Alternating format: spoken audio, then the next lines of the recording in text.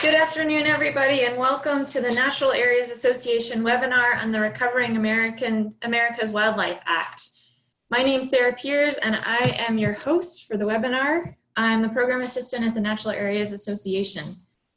There will be a question and answer session at the end of today's webinar, time permitting.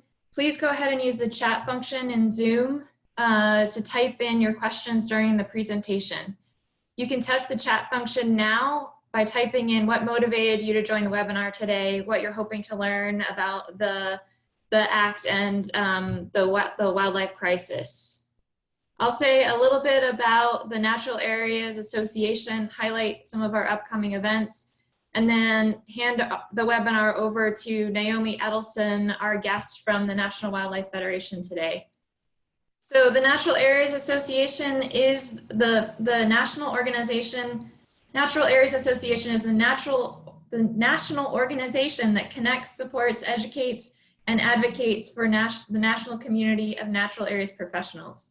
NAA is a 501c3. We're over 40 years old. We provide up-to-date scientific information for natural resource managers through webinars, the Natural Areas Journal, which is a peer-reviewed quarterly journal, regional workshops, and the Natural Areas Conference, which is an annual event. I encourage you to visit naturalareas.org or connect with a colleague who's a member of NAA to learn more about us and what we do. We have several upcoming events. The one coming up the soonest is another webinar in a couple of weeks, November 13th, with Dr. Vanessa Beecham from Towson University talking about wavy leaf basket grass and invasive plant species affecting the mid-Atlantic. We also have a couple of conferences coming up in the next couple of years. The first one will be Reno, Nevada next October, and then after that we'll be in Duluth, Minnesota. So check our website for details about all these events, how you can register for the webinar, and submit abstracts and papers for the conferences.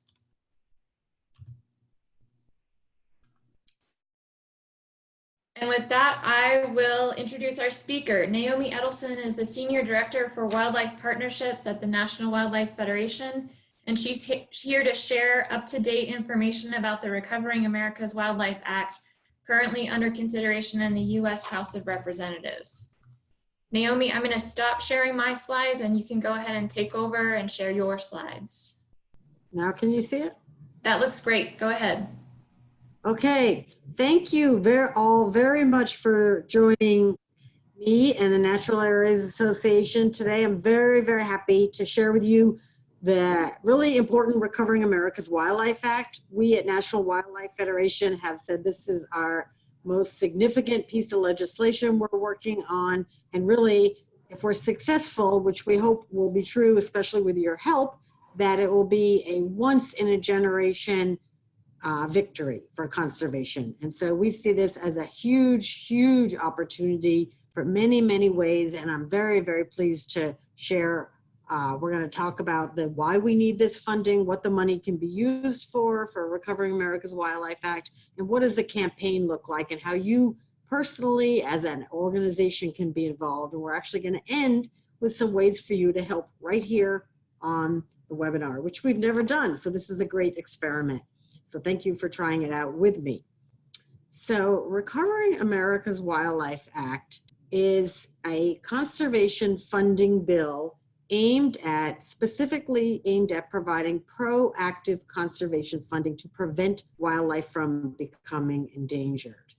And as you're in the conservation community, you know what's happening with wildlife, but I'm going to share some examples with you. And this is the kind of thing that is very important. Part of this effort is that people are not really clear that there is really a wildlife crisis in our country. And when I use the word wildlife, I mean it broadly to fish. We know there's lots of plants, and of course the habitats, ecosystems, it's much bigger than that. It's not just the wildlife, but it's everything. But I wanted to let you know that I'm using that word in the broadest sense.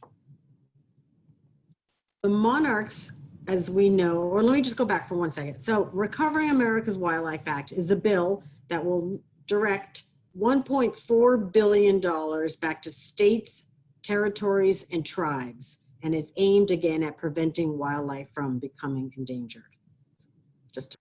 All right, so one of the examples that people are pretty familiar with now is the decline of monarchs. And it caught a lot of people by surprise, the drastic drop in monarch populations. And we know in the Western US, it's been particularly bad over the last year, where it's gone down as much as 99%. And we like to talk about this in terms of the passenger pigeon. It's similar. It's a species that was so prevalent, abundant, huge numbers, and then it's amazing that it was gone. And of course, there's other reasons behind that versus what's happening with the monarchs, but it's still something. A monarch is something people know about, they know how to identify, they've seen them, and it's causing a lot of concern. It's unfortunate that they're declining, but it is waking up the American public.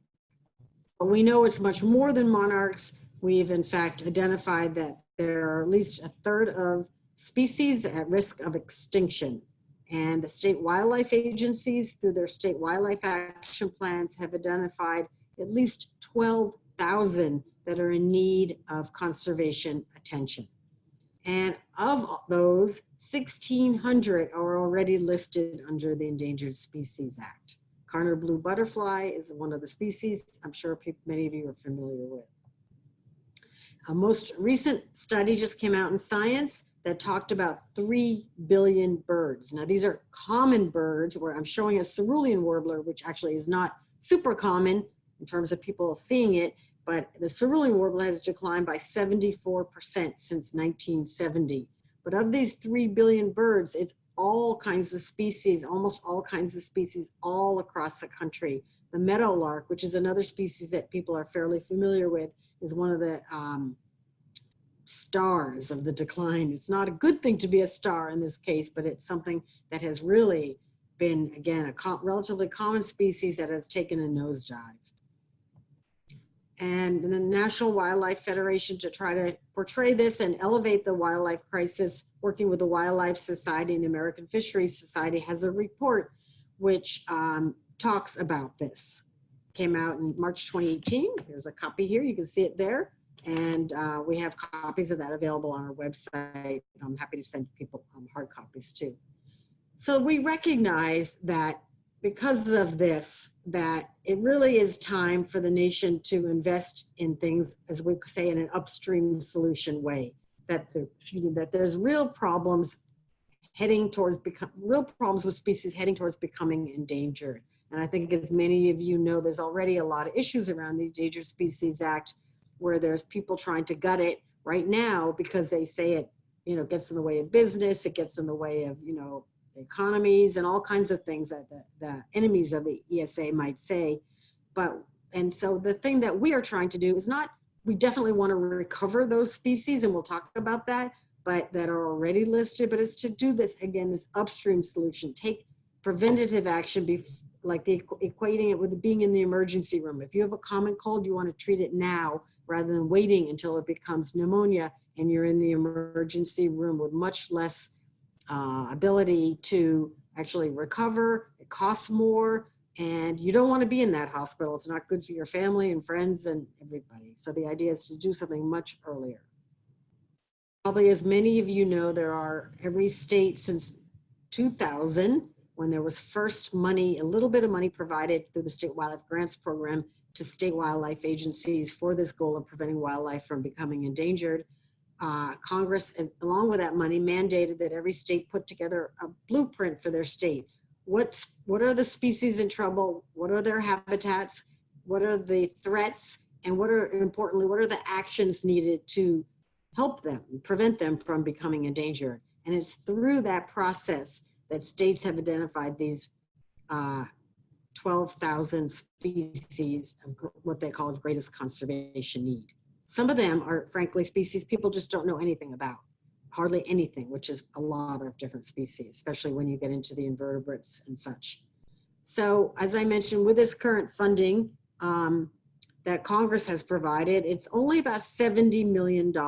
And the estimate of implementing, the cost to implement all 50 state wildlife action plans plus the territories is estimated to be $1.3 billion a year.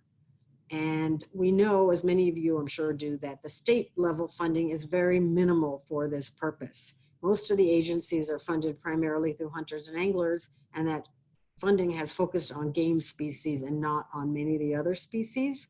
And some states have really risen to the challenge and really secured significant funding, but a lot of them are still using a bake sale approach and really essentially acting like an NGO and doing voluntary donations, which is not going to raise the 1.3 billion a year needed. So we have been working with members of Congress for a few sessions now, and this is actually the third time, but really where we're really seeing some significant movement to having a bill introduced in Congress called the Recovering America's Wildlife Act. And we have a Congressman, Jeff Fortenberry, on the right, who is from Nebraska, Republican, and on the left, Congresswoman Debbie Dingell, a Democrat from Michigan, who have introduced this bill together. And there's some of the other players, including my boss, Colin O'Mara, next to Mr. Fortenberry. This bill, as I mentioned earlier, is focused on providing funding to prevent species from becoming endangered. It is the key to this is dedicated funding. The funding would have to be made available every year. It's not subject to annual appropriations, and it's a very, very big deal, which also makes that a big fight, which we'll talk about. So of this, 1.3 billion is for state fish and wildlife agencies, and there's a formula for how they would get that money. And then about almost 100 million added in for specifically for tribes, which has become a very, very big deal because tribes get very little money for wildlife conservation. And obviously they have a very important land base to take care of wildlife and a heritage certainly that reflects that.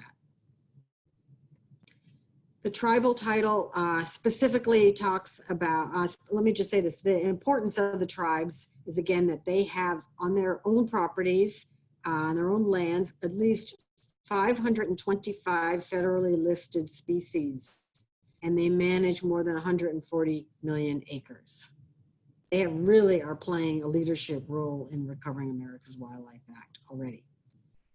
So here's a few more details. At least 10% of the money is for state and federally listed species. So there's been a portion dedicated of the 1.3 billion specifically for those that are already listed as state or federally threatened or endangered. And so that money would only be used for a species like the piping plover in this picture. There's also a sort of carve out, or whatever you call it. 10% of it is now dedicated to a competitive grants program where states will apply to do innovative projects to just get the best ideas out there. They can spend up to 15% for wildlife associated recreation, and I'll give you some examples, and education. And there's a requirement for a match, 25%. So this will actually raise more than 1.3 billion. So the intent is the agencies have to spend the money, and I'm going to say agencies and partners. We'll see some examples. This is not meant just for the agencies. It goes to them, but there's going to be a lot of need and wish to partner, much more than we've seen before, because there'll be real money on the table, and it can't be done by one entity. There's a big role for lots of other players, state, federal, local governments, as well as NGOs and the academic institutions. As I said here, they may be used for things, other aspects, but they have to be used for recovery of threatened, endangered, and other species of greatest conservation need. The states, as part of the state wildlife action plans, every state is required to have public input into those action plans and use the best available science. And one of the provisions in the legislation is that the agencies are going to have to submit a report to Congress every 5 years on how wildlife is doing and what they're doing to address it. I'm going to give you an example from Michigan Department of Natural Resources. 28 million of that 1.3 would come to Michigan. They are going to focus again on this basic concept of preventing wildlife from becoming endangered and managing habitat. One example that they've just recently had success with is the Kirtland's warbler, where it just was endangered for a long time, but it just got delisted.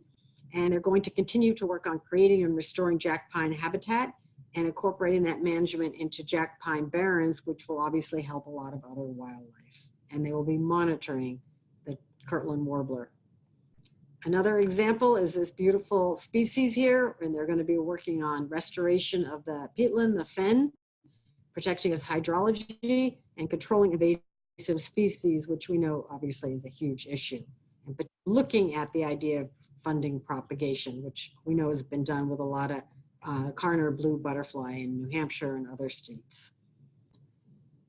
We do see that with the concern over pollinators that there will be a lot of work on grasslands, and that can also be a lot of voluntary conservation actions. We've seen the huge, monarchs are not necessarily a top pollinator, but that kind of outreach, the response to them and having people care about the bees and other butterflies and moths has been quite significant. And I think it caught a lot of us by surprise. And so we do envision a lot of work will be done on pollinator conservation. And as I mentioned, there will be a tremendous need to have partnerships to provide, and some of that will be money, some of that will be giving direct money with contracts, it could be grants, it could be providing expertise. And I think working with municipalities will be a big deal, land trusts, gardeners, people that the agency may not have typically worked with. There'll obviously be a huge need to do, as I mentioned, there's a lot of wildlife we don't know something about. So a lot will be done on research and monitoring of species, and habitat will be one of the primary needs. So it'll be maintenance, stewardship of existing habitats, and acquisition of additional significant priority habitats. We do envision that this will also help a lot of players out there, and this feeds into who's supporting the bill, but we do hope that because of the issues around endangered species, that with more money, fewer endangered species, it will really help the transportation planning sector, different business siting issues, and so energy, trying to give people more information earlier on where are some of these hot spots and places to try to stay away from and avoid the conflicts. Education, we're talking about nature centers, children's programming, getting kids outdoors, and in recreation, it could be the same kind of thing, like improvements with parking and boardwalks and trails and boat ramps for paddlers. Maybe there's already a lot of money that goes into boats for big boats, boat ramps, but access and just giving people the skills and getting people outdoors and getting them to enjoy nature. There's been a huge effort on hunting and fishing, and the idea is to replicate that for birders and gardeners and hikers and paddlers. Now I'm going to move into the campaign. And we're going to talk about specifically what we're doing to help get this bill passed, and really hope that you can help us do that. So the campaign has three main elements: elevate the wildlife crisis, which I've covered some of, but I'll show you an example; secure the bill's passage, but also to build a conservation army.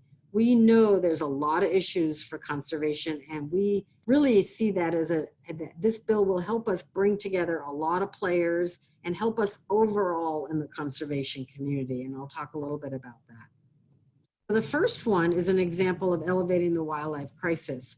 We took not this past year, but the year before on Valentine's Day, we brought around these stuffed plushies, these monarch butterflies, on Valentine's Day, and we delivered them to every member of Congress. And here's a congressman from California who actually, some of his constituents are the monarch butterflies, where it's that famous area in California where a lot of them winter, and that he came on early as a co-sponsor. And here we went to him and we thanked him for doing that. But with the other members of Congress, we brought the monarch butterfly on Valentine's Day and said, will you be my co-sponsor? Instead of will you be my Valentine? And we kind of broke through a lot of the clutter of members of Congress. And, it was a very big deal. Like, people really loved it. We walked into the offices and said, happy Valentine's Day. And they're like, oh, hi. It was like, usually they're like, what are you doing here? We don't want to see you. I mean, they act nice, but in reality, they're like, they got so much to do. So this was really a nice thing to do. And we did follow it up with constituents' Valentine's Day cards. So that, and then this year we took, here we go. We took these stuffed eagles and we brought them around to members of Congress. And here you can see we got pictures with members of Congress.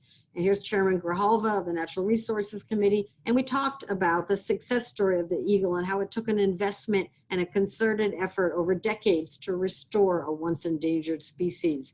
And these members of Congress loved it. It was so much fun. It was like it really, again, got people's attention. So we were elevating the wildlife crisis, but also bringing, the message directly to members.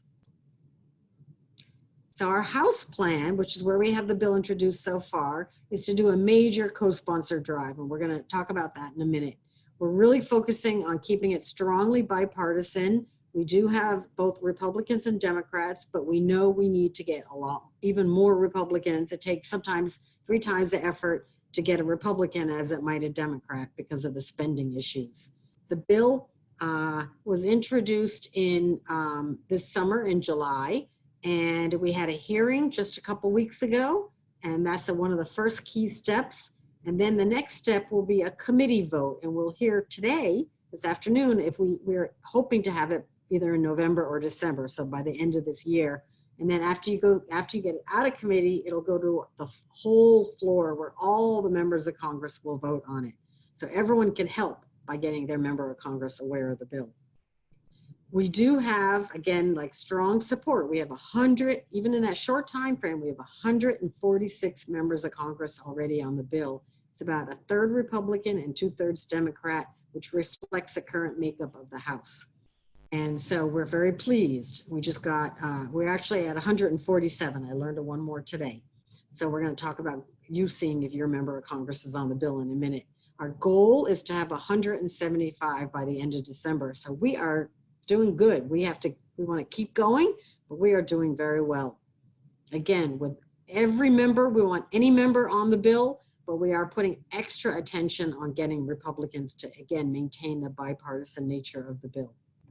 And what we're finding is we do have bipartisan support because both Republicans and Democrats want to prevent wildlife from becoming endangered. And we like to use the line, it's good for wildlife, good for taxpayers, and good for business. And I think that very simple kind of concept is like, these are the basic talking points. This is that idea of avoiding the emergency room, and that's what's working. Senate bill, we're working on getting that introduced, and then that will go through what's called the Environment and Public Works Committee, and we've been doing a lot of work on that, but it's not ready quite yet for prime time. So the last part is, well, how do you get this bipartisan support? How do you take it across the finish line? And this is that part about building the conservation army. And National Wildlife Federation's founder is Ding Darling, and he really advocated for that. And he encouraged the conservation community to bring together birders with gardeners, with hunters and anglers and hikers and paddlers and businesses and so on. And so this is what we're trying to do. And this is why I'm very pleased to be having this webinar with you as part of the conservation community. We need leaders like you to help us make this happen.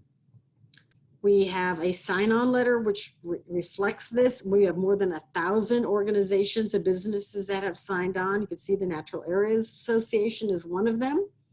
And we're very pleased about that, and we'll talk about that more in a minute. So now we're going to move into this. So that's some of the elements. And we are going to move into how you specifically can help us do that. Great. First, sorry, go ahead, Naomi.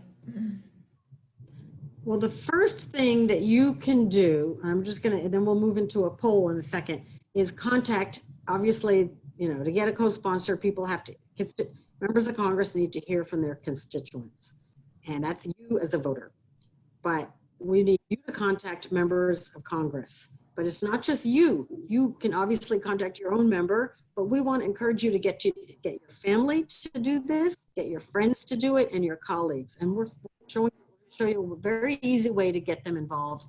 And what we're seeing is a huge response because people love that it's not only are we proactively taking care of wildlife, but that this is a bill that doesn't tell people what not to do, like we often have to do in conservation. It tells people what we want to see happen, and people want to make a difference. So we're finding people are very receptive to this.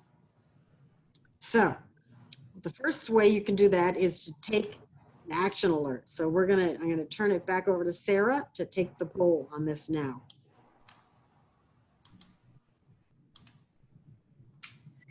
So this poll is just in reference to whether you've participated in the National Wildlife Federation's Take Action for Wildlife in Crisis online campaign. So go ahead and vote in the poll, and then we'll have Naomi respond to those numbers. It looks like most people have not yet taken action through the National Wildlife Federation's online site. So we're going to take you through that later today. Let me just, looks like we're kind of hitting a stable point with the poll. Let's look at the results. So 93% of us have not taken action through the online campaign with the National Wildlife Federation. Naomi, do you want to respond to that? Yes, so that's why we're doing webinars, and that's why we need your help to get the word out. We are going to show you how to do that, and we're going to take a moment to actually do it during this webinar, and let's see what the number jumps to then. But we really need people. We are finding, like with National Wildlife Federation, with our members, we have the highest membership organization in the country, and we are finding very good response. We get 18, when we send out an action alert, we get like 12,000 people contacting their members of Congress. So we know we're reaching members of Congress. That's great. Are we supposed to also do the poll on whether they know who their member of Congress is now? Or is that... Sure, we can do that now. Okay. So in the pre-webinar reminder email, we asked you to do a little homework, find out who your member of Congress was, and then check the bill's website the bill's listing on the House of Representatives website, and determine whether or not your member of Congress is a co-sponsor. So let's go ahead and answer this question. Is your congressional representative a co-signer of the Recovering America's Wildlife Act? So we've got three choices there. Yes, not yet, and I don't know.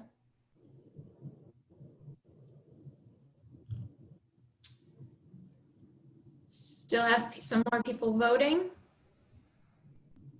All right, let's take a look at those results. So it looks like a lot of people don't know if their congressional representative is a co-signer yet. Naomi, do you want to respond? So the easiest way to do that, to check, is to go to www.congress.gov. And then you put in Recovering America's Wildlife Act. So we'll do that in a minute, and you can double check, or while you're listening, if you want, you can do that. But it's very easy. We have 146 members of Congress on the bill. And so it's not a big deal. You just go to congress.gov and it'll pull it up, and you can put in Recovering America's Wildlife Act, and it'll tell you how many co-sponsors, and you can scroll down to look for yours. Of course, you need to know who your member of Congress is first. So we'll go and do that if you don't know who they are. So should we do that now, or should we do that when we get to the action alert part, right? Let's do that when we get to the action fund. Okay. All right, well, congratulations to those who are members of Congress on the bill. I mean, I just want to tell you, I personally went and talked to my member of Congress. He was hosting an event at he was hosting one of the debate watch parties, and I went up to him, and I talked with him, and he said, I'm absolutely going to get on that bill. And he did. And, I followed up with his staff, and it's, sometimes it's not hard. We had one of our affiliates in New Jersey went yesterday to visit with Congressman Chris Smith, and the staff said, "Oh, I'm so sorry. We meant to get on. We've had some problems with our new staff, and this just fell through the cracks." And sure enough, 3 hours later, he was on the bill. So sometimes it's very easy. Not all members come on that easily, but you have to ask. They're not going to do it without being asked. That's the critical thing. Okay, what you can also do to help is we have, as I mentioned, this sign-on letter with more than 1,000 groups. Now, this is for conservation groups, any group. It doesn't have to be a conservation group. Let me just say groups. It's not for individuals unless you're an elected official. Like if you were a governor, or if you were a mayor, or you were a council member or a state rep. So this is not for like Naomi Edelson to be on it, but it is for the National Wildlife Federation. We also really want to recruit businesses very much, and we have some very significant businesses like Bass Pro Shops and some others. And the sign-on letter is organized state by state. And so you can see that there's 1,000 groups, but then it'll go to Arkansas, and you'll see who's from Arkansas, who's from South Dakota, who's from Connecticut. And that we go and visit with members of Congress, or we email it to them, or you could send it to them and cut and paste. But they again want to know who's for it in their state. Who of the voters are going to care about this? Who are they going to get some pats on the back from? And that's really, really important way of saying this is a good bill. And that's why we want the diversity of interests as well, because it shows if they see there's really disparate groups, then that says to them, okay, this bill doesn't have there's no real opposition. So let's stop and take the poll on this now. Okay, here we go. Is your business, agency, institution, or organization a co-signer of business and conservation interests support dedicated funding to recover America's fish and wildlife? A message to Congress in support of the Recovering America's Wildlife Act. I know the answer for me is yes already, which is great. And let's just hang on while folks vote until we reach a stable point with the numbers, and then I'll share the results. All right. It looks like we've got quite a few people who don't know yet, and some people who know that their employer hasn't signed on yet. A few people, it looks like 5 of us work for organizations that are already signed on to the letter, so that's great. Well, all those people who don't know, we're going to show you how. Those who have not yet, we're going to show you how. This makes a big difference having these kinds of letters.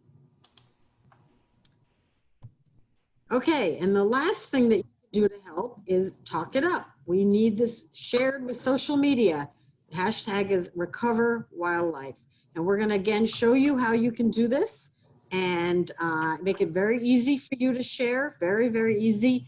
But I want to, we'll stop here for a quick poll and talk about the different ways you might be able to help. So these are some of the more popular social media venues where you could possibly share information about the Recovering America's Wildlife Act. This is a great opportunity to do some outreach on behalf of the act and also talk about the wildlife crisis that's happening across the country, as Naomi described. So please go ahead and vote. If you're not on social media, that's okay. There are plenty of other ways that you can share this information by talking to people or by emailing friends, colleagues, family, links to, for example, the NWF blog that we will visit later in the webinar.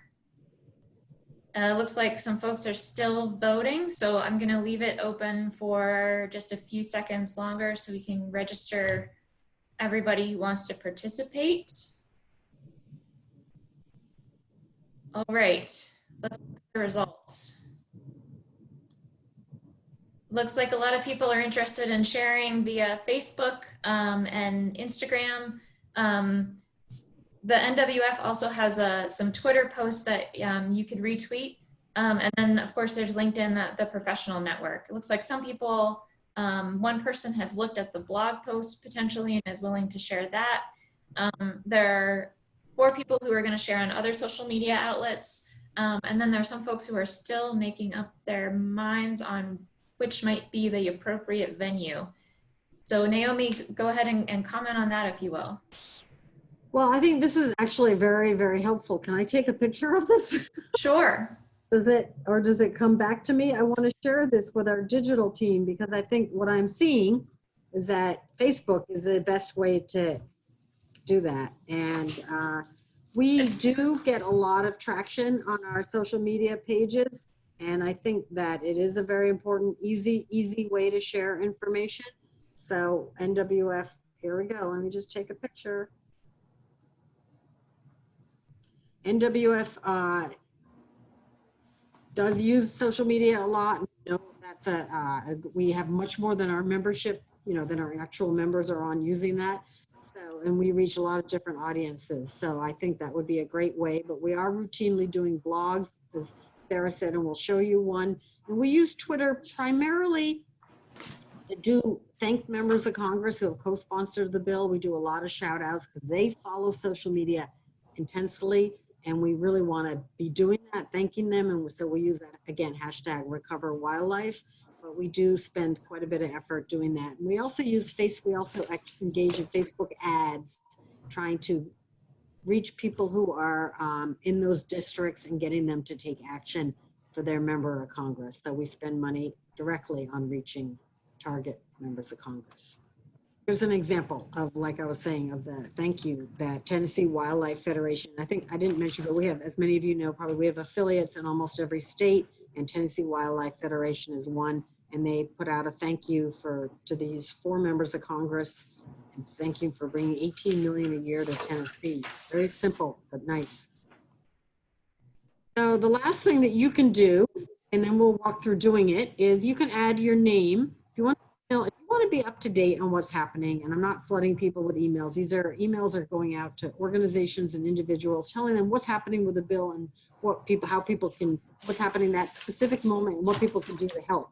Like when there's a committee vote, if you have a member on this committee, you want to, and it will share the different social media, and it'll share some of the articles and so on. So it's a way to have information and also take action. But if you want to be part of that, all you have to do is email, and it's right there, edelsonn@nwf.org, and I'll send it. These have really been not super frequent, but as we get closer and closer to a floor vote, when every vote counts, we'll be doing them more. But that's, again, the kind of thing you could turn around and email to anybody you want. So now we're going to stop, and we're going to turn it back to Sarah, and we're going to go to National Wildlife Federation's website on Recovering America's Wildlife Act. Here's what it looks like when you get to congress.gov. You see the bill number, HR 3742, but you could also put the name in, and it pulls up Recovering America's Wildlife Act. And if you went to, it lists all the co-sponsors. So it shows you 110 Democrats and 37 Republicans, but it lists them in chronological order, but you can also sort it by state somewhere in here, or first to last or whatever. So like Pennsylvania, they've been doing a bang up job. Look at that. Pennsylvania has really rocked it. It's a bang up job, but my member of Congress, my representative, is not on this list yet. So I have some work to do. Okay. And the thing is, we forgot to say, the way to find your member of Congress, there's also a section on there, right? If you don't know who your member is, you can see that, find your representative. All you have to do is put in your zip code. So there's my representative in the House, John Joyce. And so then she can, and you can even go, I think website, usually it'll send you right to their website, and you can send them an email saying, all you have to say is, please co-sponsor Recovering America's Wildlife Act. That's all you have to say. You don't have an elaborate argument. These are just emails. It's not that big a deal. See up there, it says contact. And that's all you have to do. I mean, if you want, you can tell a story and all that, but what they do at the end of the week is they tally up what things they got emails on, letters and emails and faxes or whatever, and say, these are the issues. And when you start getting one office, one member of Congress said in Texas, said, look, if we hear from three constituents, we will get on the bill. Boom, they got 3 people to write a letter. This congressman got on the bill. I mean, that's pretty amazing. It's not gonna, again, I'm just giving you an easy example, but it can be that easy. But if they don't hear from from you or somebody who lives in that district, they won't do it. So it doesn't have to be complicated. You don't have to have the best argument. But if you want to make it also easy, we can go to NWF website, and we'll show you, in fact, we'd like to do, here's our Recovering America's Wildlife Act section. And if you scroll down, it talks about the bill. Right under the whooping crane, it has Act Now. So we wanted to encourage those of you to stop for a minute, pull up nwf.org/Recovering America's Wildlife. So we're just asking you if you have your phone, and we know some people work for the government and you may not be able to do this, but maybe you can pull up on your personal phone and you can do it, or you could do it when you get home if you can't do it right now. But the idea is to pull up this, go under the whooping crane, or it says take action. We make it very easy for you. And all you got to do is put in your name, and it actually, after you do that, so again, go to www.nwf.org, Recovering America's Wildlife. And after you put in your information, and you can see here, we have a goal of 15,000, but we've already had almost 12,000 actions taken. And I think that's all we did. I don't think that's overall, but I might be wrong. So we're very close to our goal. So we hope we get another 100 after this webinar. And you could, after you put in your name, it gives you, it says at the top, see, please co-sponsor the Recover America's Wildlife Act with a bill number. And then it has a little blurb. You can put in whatever you want. You don't have to, and you can just say, please do this. It's important to me. You know, you don't have to, or you can have the message that's in there already.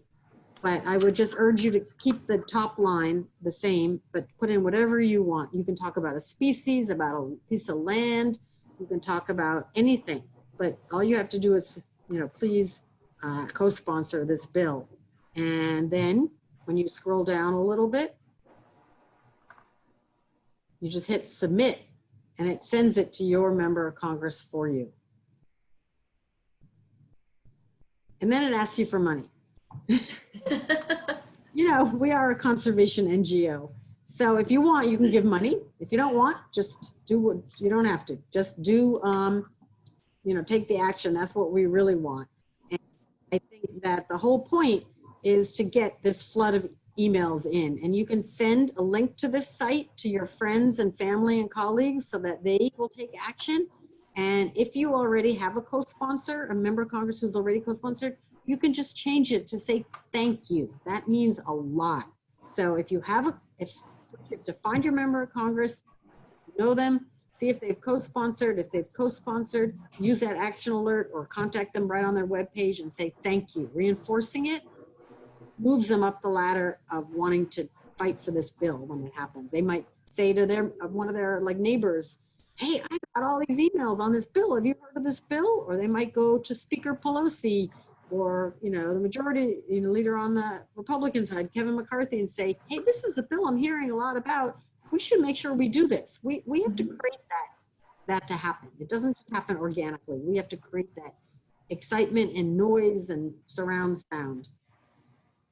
So this is one very, very easy way to thank them if they're a co-sponsor. If they're not, you want to say, please do co-sponsor. And it's okay to do it 4 or 5 times. You have to like get them, break through all the noise, especially there's impeachment stuff going on. Oh my God, there's so much stuff going on. It's crazy land over there. You know, it's right here, but it's like crazy, crazy. And they get 100 million people asking them every day on anything, healthcare, you know, veterans issues, you know, water issues, you know, a whole bunch of things. So we have to be the voice for wildlife and conservation and speak up. So should we maybe scroll down here and show people some of the resources? So you'll see here, there's some information on the wildlife crisis. And if you keep going down, keep going a little bit further. So here, the first one under for more information, actually if you go up a little bit, for more information, here's the sign-on letter. So you could click on that and that will actually have the letter. And it should have a fairly up-to-date version. We have to update it the way it works. It connects to like a Google Doc and it updates over who's signed on. So if you keep going down, you can see the different groups. We organize it by national, regional, and then by state. We have our affiliates and then by state. So you can see who's on in your state. And that's, again, a very simple thing. We actually have a simple email we could share with you that you could forward to all the groups that you know or the businesses, and any business matters. It doesn't matter if they're wildlife or conservation related. So this has an example. I feel like we don't have that many. We have a bunch of Alaska groups, but we don't have that many Alabama. We've had almost no help in Alabama. So, you know, some places we have very active affiliates and some we don't. So, and sometimes the state agency is taking the lead on reaching out to groups. We've only one group from Hawaii. We could use some more help in Hawaii. They need a lot of help. They have a lot of wildlife problems there. So you can see it varies in different states. So we'd love your help beefing this up. It's very easy. Some groups have to get their board to sign on. Some of them can just do it on the spot. The letter actually talks about the need for dedicated funding rather than specifying the bill, because we started this before the bill was introduced, and also bills change. So we don't want to tie people to like the details of the bill the way it is right this second. This is about just showing the concept of dedicated funding to prevent wildlife from becoming endangered. So I urge you to go and look at that. And let's go back to the website.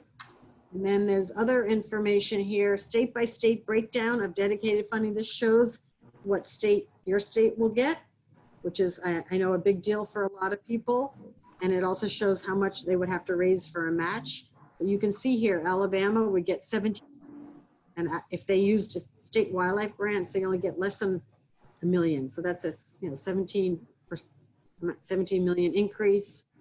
There's some states, like again, Connecticut, they would get 11.5 million and they only get, 514,000. It's ridiculous. Like, you can't take care of wildlife for 514,000, obviously. So I think this is a very helpful thing, and you can include that in your note to members of Congress if you want. And this is also a fact sheet that we use regularly when we share it on the Hill. Let's go back to the website. And then we just have the next one is about the Recovery America's Wildlife Act and the Fast Facts. Those are just basic overall fact sheets. Again, they're links to help explain what the bill is and has some of our best basic messaging in there. We have one on tribes that we actually haven't put up yet, so we will do that. It's a really nice one about what the work that tribes already do and what what it will mean for them to have this. And so these are just materials you could share, look at yourself for more information, or share with others. We have a ton of stuff. And it's not even all up here. So if there's something else you want, this one, the Fast Facts, just talks about some of the wildlife crisis. In fact, we have to update that because it doesn't have the new science article on birds. But again, it's just kind of talking about the problem out there and really making sure people realize that there is a significant problem. I think people are very confused because they see deer, a lot of white-tailed deer, they see turkey, everywhere, and they think wildlife is in good shape. So we do have to make the case that there's actually a problem out there. Mm-hmm. And we're asking for a lot of money, and we have to, say that there's a real problem, we need a real solution. And then the rest of the information is just sharing more. I guess, does it have the link to the blogs down here? I think, yes. So if you go a little further down, well, that has a link to the report and some articles. And then, no. Yeah, I think that the blog posts are here. There's one that came out just this past week, within the past week. Right, we're trying to do them pretty regularly, and this one was about bats. And again, I'm sure most of you know that bats have been really hit hard by white nose syndrome. So we're taking advantage of Halloween and getting the word out about caring for bats. And this is, this bill could take care of bats. And it talks about Batman, and and then it has a take action. So that's a timely one if you wanted to share that with your friends and family and colleagues, because it's Halloween. And we did one on reintroducing species, and we're going to do one on clean water and restoration of rivers next. And we're going to talk a lot about mussels, and we have a lot of ideas, but we love yours too. So Naomi, it looks like the NWF has developed quite a few different ways to talk about the wildlife crisis and the Recovering America's Wildlife Act. And I think maybe let's just do a couple of examples of how people can share on social media. So this is the Natural Areas Facebook page. And some of you may have found the webinar this way, but we have a couple of posts. Here's one of the blog posts that we reposted. And you can repost from our website, or you can repost from the National Wildlife Federation Facebook page. The National Wildlife Federation also is on Twitter, so you could retweet what they have already put up. They work on several issues, but the Recovering America's Wildlife Act is mentioned in at least some of their. So here's the blog post that we just looked at. So you could retweet that. Naomi, we have about 5 minutes left. Should we go back to your slides? Sure. Okay. Thank you. And while you're doing that, I'll just say that a question came up during your slide presentation asking why the act allocates money to the states and not to federal land management agencies that are mandated to work through state agencies. Can you explain that? Sure. So there's two parts to that. I mean, we know both federal and state agencies don't have enough money, and that's very, very important. And we're strong advocates for federal and local governments as well as part of this whole taking care of wildlife in the country. We absolutely need all levels. This bill has focused on states, as it's been a long-running campaign to solve this problem, and that states we see are really the ones who have co-authority with federal agencies, but have full authority for many of the species that don't migrate. And so for the salamanders and a lot of the mammals and a lot of the invertebrates, you know, it's like they have the full authority unless they're an endangered species, and they're on the front lines. And so and they have these wonderful state wildlife action plans, which should have incorporated a lot of federal governments as part of creating this state plan. And we just see them as a very logical player. I think also to be politically frank, candid, we are in an era where a very polarized government, and funding for states is more doable than funding for the federal government with this particular Congress. So we're being very pragmatic, and we want to get this bill done.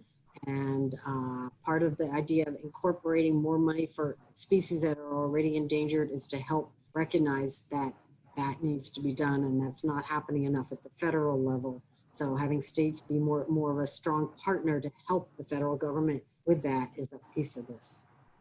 So that's the pragmatic answer. Do you see my slide? I can. Mm-hmm. Okay, so I just will just quickly close with, you know, there have been a lot of success stories. So we know if we put our shoulder to the wheel or whatever, it's like we can make a difference for wildlife. And I think we already talked about bald eagles, but you know, people don't often realize that a long time ago, white-tailed deer and turkey would have been endangered if we had had an Endangered Species Act. And we know a huge investment has been put into those species through hunters and anglers, and that has paid off. And it's also true with the bald eagle and the peregrine falcon, and now the Kirtland's warbler, and you know, a variety of other species. So it really does matter if we invest. We can make a difference, and we want to replicate that for these 12,000 other species that are in the pipeline. And I really want to say that we can save wildlife. It's very, very important that we make this decision and that we put some money behind it. Great. And this is my last slide. So I think if we have time, I'll be happy to answer any more questions, or if we're going to wrap up. But I appreciate everyone joining us, and I would love to follow up with anybody individually that wants to. Feel free to reach out to me.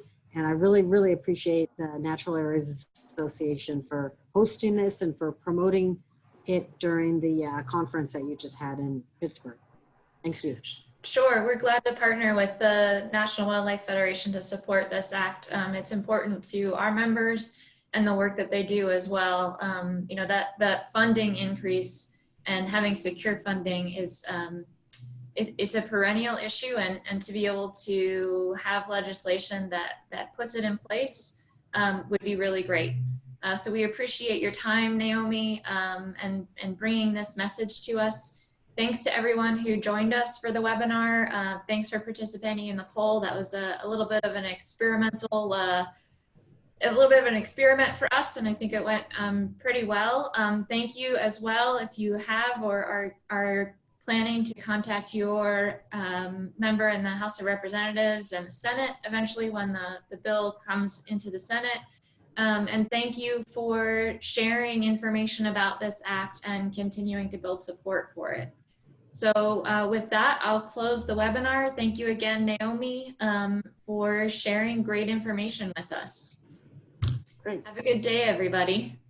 Thank you. Bye. Bye-bye.